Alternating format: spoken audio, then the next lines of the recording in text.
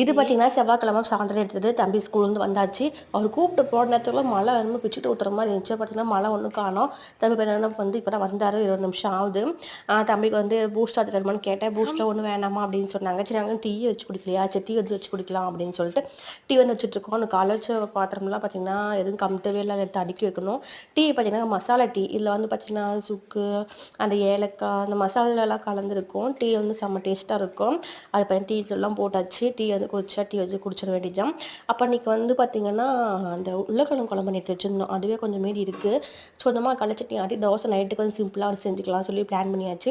இது பார்த்தீங்கன்னா பச்சைப்பயிறு வந்து மதியம் வந்து தாளிச்ச கீரை சாப்பாடு பச்சைப்பயிறு தாளிச்சது அது கொஞ்சம் இருக்குது. அதையும் சாப்பிட்டு செலவு பண்ண வேண்டியதான். இந்த செவ்வாய்க்கிழமை சாயந்தரம் பார்த்தீங்கன்னா இப்படி தான் வந்து போயிட்டுருக்கு. தம்பிக்கு வந்து ஹோம்ஒர்க் இருக்குது. ஹோம்ஒர்க் வந்து சொல்லி தரணும். நீங்கள் என்ன பண்ணுறீங்க? உங்கள் வீட்டில் நைட் என்ன சாப்பாடுன்னு சொல்லிட்டு கண்டிப்பாக கமெண்ட் பண்ணுங்கள். Okay friends, bye. Thanks for வாட்சிங்.